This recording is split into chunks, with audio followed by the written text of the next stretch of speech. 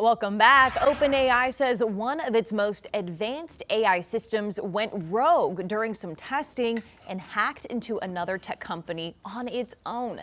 The company says a combination of its AI models, including the new GPT 5.6 Sol, escaped a testing environment and therefore gained access to systems belonging to AI platform Hugging Face. OpenAI called it unprecedented cyber incident, saying the models used stolen credentials and discovered a previously unknown computer vulnerability to reach the target. Company officials say the AI wasn't trying to cause damage. It was attempting to cheat on a cybersecurity test by stealing the answers. All right, joining us now, our chief legal analyst, Conley Frodes, to talk about the possible legal ramifications in this story.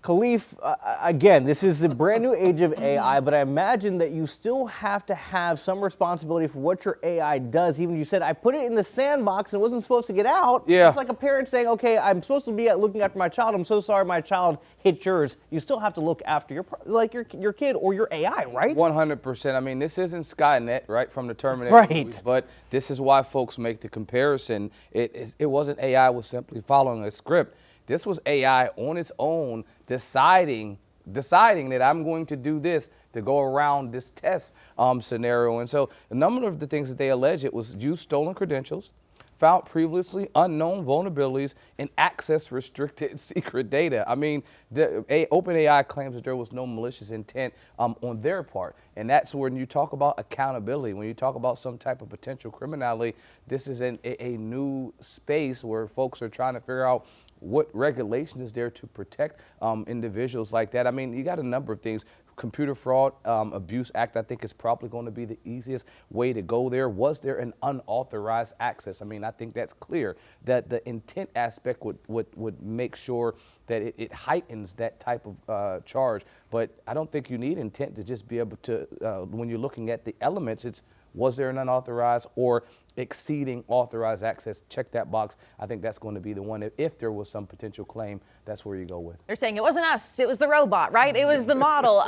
What do you foresee lawyers in the tech space and honestly in the country, the world, having to do to craft safeguards to protect companies or to give them the ability to say, hey, you can't do this, especially when it's something that we're building while we're flying the plane? I think the definition is in your question. It's recognizing that there needs to be safeguards put in place. And there are a number of things like that that are happening. You know, you have the COPA compliance for making sure that children don't access these types of things, or there's these regulations on the type of information that you keep when children are using these type of databases. So we recognize that there can be a potential harm there, but just the access and what type of access and what type of liability is out there, the folks that are creating these things, that are making the plane, need to be in the room with the legislators and people that are making the rules, educating them on how this information and this technology works, while also helping them craft regulations and rules around this. And that's on the state and on the federal level. So you have things in place for when something like this happens.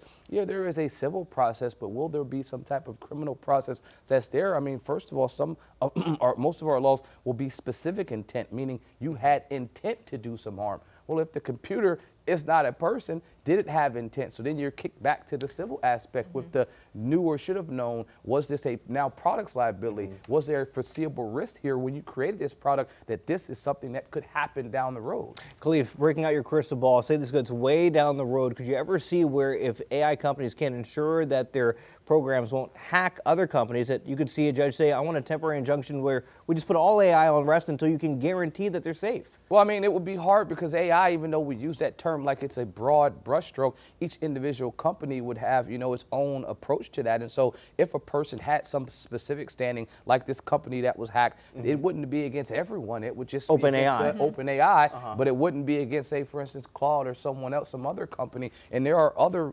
companies that utilize in that same function. And so attempting to say, well, because this one company did this, all of them would stop.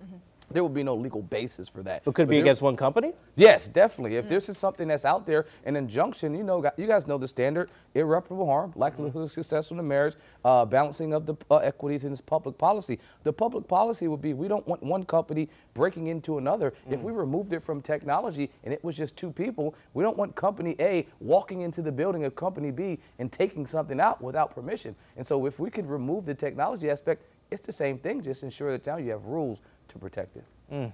Very interesting Kelly, indeed. thank you. Queen City News Plus. Just search Queen City News on your smart TV's app store.